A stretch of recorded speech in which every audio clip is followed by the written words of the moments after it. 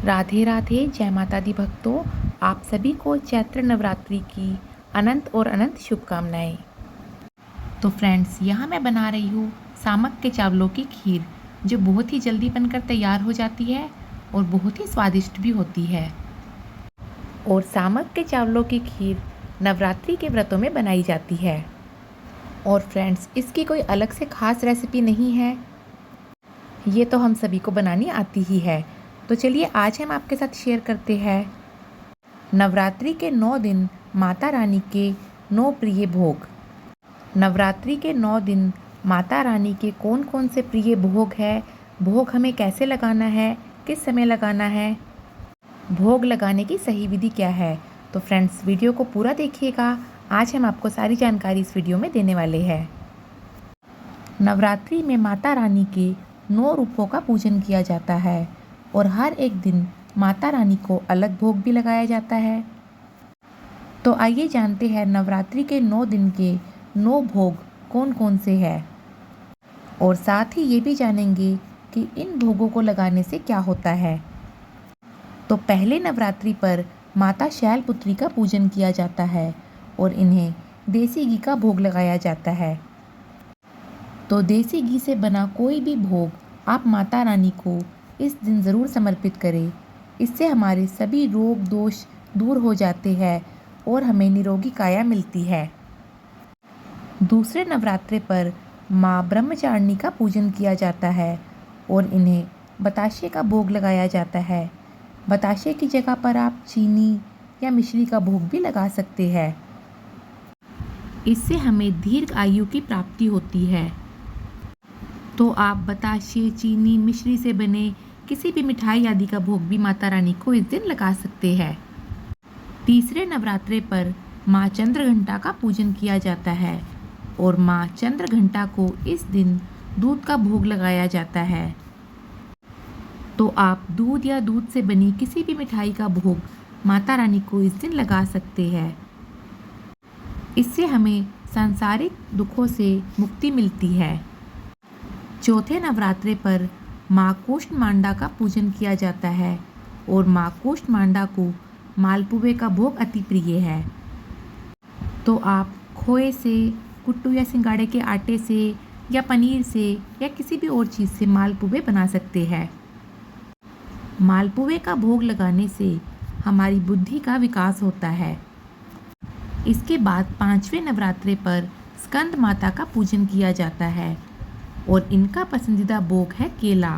तो इस दिन आप स्कंद माता के रूप को केले का भोग समर्पित करें। इससे हमारे सभी रोग दोष समाप्त हो जाते हैं और हमें रोगों से मुक्ति मिलती है। छठे नवरात्रे पर माता कात्यायनी का पूजन किया जाता है और इनका प्रिय भोग है शहद। शहद का भोग लगाने से हमें रूप और सौंदर्य की प्राप्ति होती है। नवरात्रि के 7वें दिन माता कालरात्रि का पूजन किया जाता है और इनका पसंदीदा भोग है गुड़। तो आप गुड़ का या गुड़ से बनी किसी भी मिठाई का भोग इस दिन माता रानी को लगा सकते हैं। गुड़ का भोग लगाने से हमें सभी प्रकार के सांसारिक संकटों से मुक्ति मिलती है। 8वें नवरात्रे पर माता महागौरी का पूजन किया जाता है और इस दिन नारियल का भोग माता महागौरी के स्वरूप को लगाया जाता है। नारियल का भोग लगाने से हमें सभी प्रकार के सांसारिक सुखों की प्राप्ति होती है। और आखिरी नवरात्रि के दिन यानी 9वें नवरात्रे पर माता सिद्धिदात्री का पूजन किया जाता है और इस दिन माता को हलवा, पूरी, चने का भोग लगाया जाता है।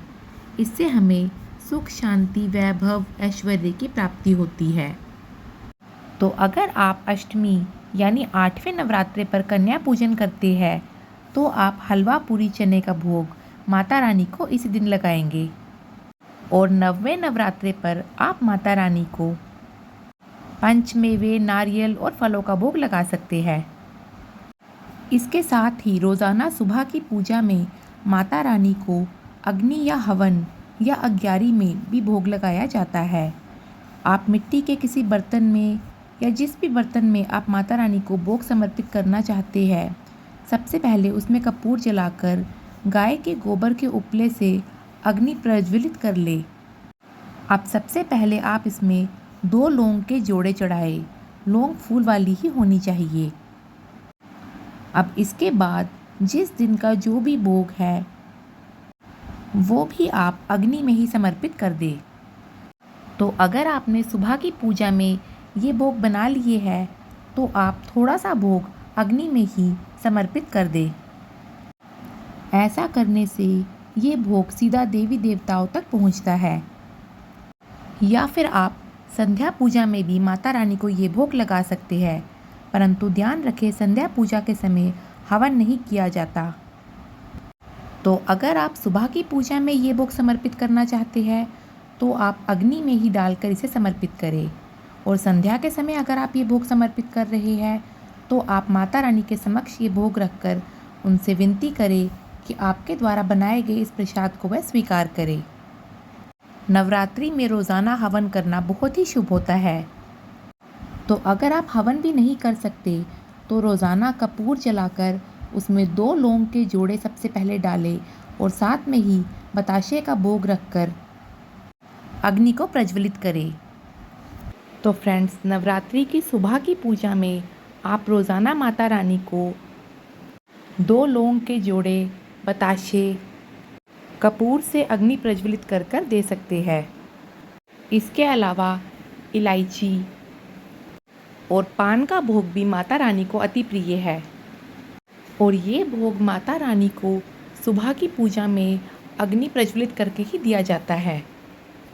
और माता रानी के 9 प्रिय भोग आप सुबह व शाम की पूजा में से किसी भी समय माता रानी को समर्पित कर सकते हैं। तो फ्रेंड्स, ये थे माता रानी के 9 दिनों के 9 प्रिय भोग। तो आप भी माता रानी को प्रसन्न करने के लिए उन्हें ये भोग ज़रूर लगाएं। माता रानी आप सभी के मनोकामनाएं पूर्ण करे। राधे राधे। जय माता दी।